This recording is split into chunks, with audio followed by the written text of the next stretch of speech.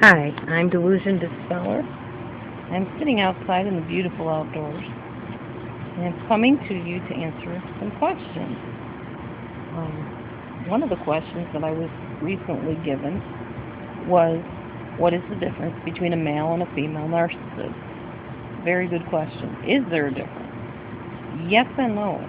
Basically, they're similar, but yet I think the females tend to be more looks oriented and the males tend to be more prestige oriented. So, I'm going to go through some explanations of what I just said so you'll understand.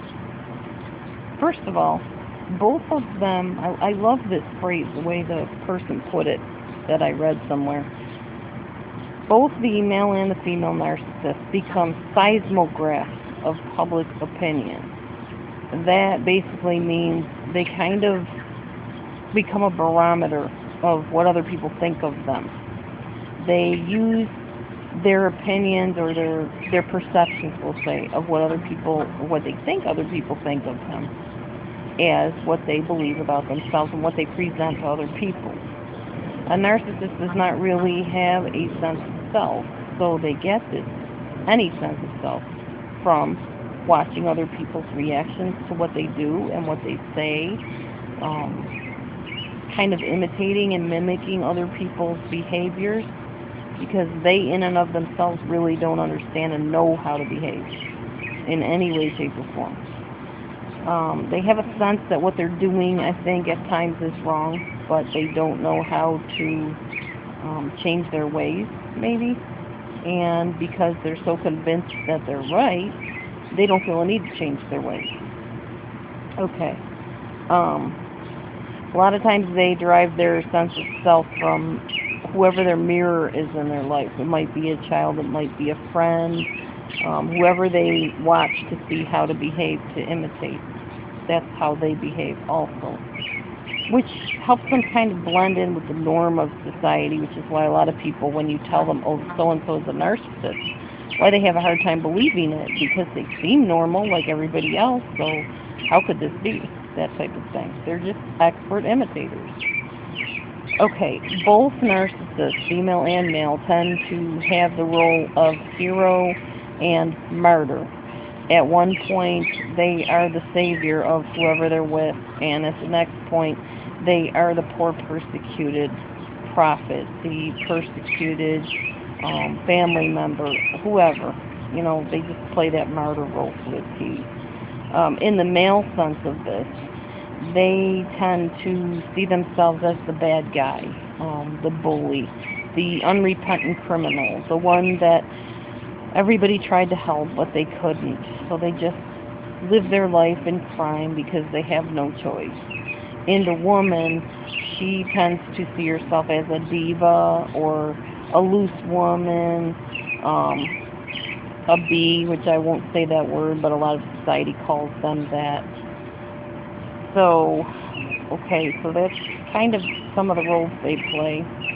In females, narcissistic supply is largely gained through their friends, through maybe if they have a job, through their bosses, through their coworkers, and if they are mothers, through their children, unfortunately. That's where a lot of child abuse comes into play, verbal, emotional, and sometimes physical. Narcissists tend to see the children, I'm talking about females now, as extensions of themselves. Not that males don't, because they do too, to an extent. Because the woman carried that child, a narcissist feels that people are like objects that they own. So therefore, when they have a child, it's almost like they take ownership of the child. You belong to me. You're not going anywhere unless I say you can, that type of thing. They tell them what they want. And this bugs me like nothing else. Oh, you don't want to do that, or you don't like that, and they tell them what they like to eat, what their favorite color is, who they like as a friend. They basically do not allow them to form their own opinions or their own ideas about anything. Okay. They will use different forms of guilt and shame to control them, to keep them bound and dependent on them. Narcissistic mothers I'm talking about. They will use deprivation, punishment, the silent treatment, withdrawal of affection, bait and switch, where they promise them something and then when the child does what they say, they act like they never promised them anything. Double binding, telling them to do something and then, okay, say, go get me that vase over on the counter, and as the child goes to get them the vase, they trip them, and the vase breaks, and they yell at the child and call them clumsy. When the child says, but I tried to give it to you, and they act like, I never told you to give me that. Why would I tell you that, you stupid idiot? Why would I say something like that? What would I want with a stupid old vase anyway? That kind of thing, and that's just an example that I made up, so that screaming in the background is my child playing with her friends, so just ignore it, they're fine, they're just goofing around. Power posturing. A lot of times the narcissistic mother will use one child against the other. She will favor one child above the others. She will often cause the other children to mistreat the unfavored child, the scapegoat child. So that's some of the ways that the narcissistic woman will use the children. Also, a lot of competition where she'll say, well, you should be more like your sister Sandy.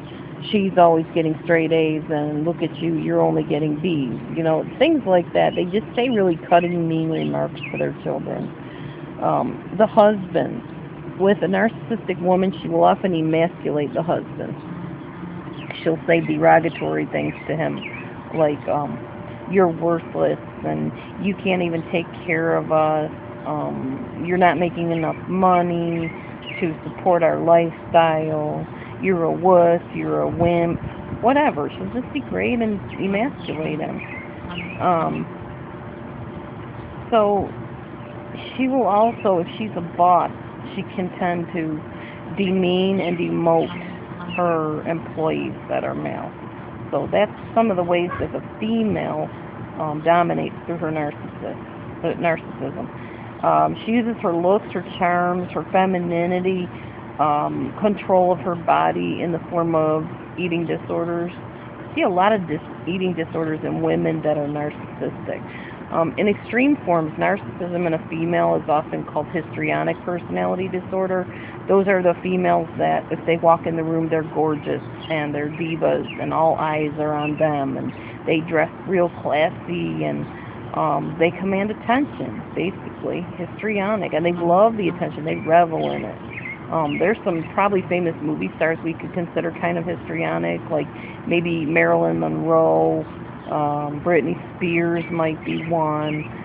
Trying to think of the one lady, gosh, I can't remember her name. She had like two names actually. Real bubbly blonde-haired lady. She just died like a few years ago. She was kind of a pin-up girl type of person. She gained a lot of weight, and she'd lose a lot of weight, and she would often get drunk and act real childish and goofy. I'm sure some of you know who I'm talking about. I just can't come up with her name at the moment. She had a son that she loved and left behind, unfortunately. I think her name is Anne something. Okay, anyway, if you know, you could post that on here. I'm sorry, I just can't recall it right now. In my next video, I'll talk a little bit more about this male versus female narcissist as far as traits and such.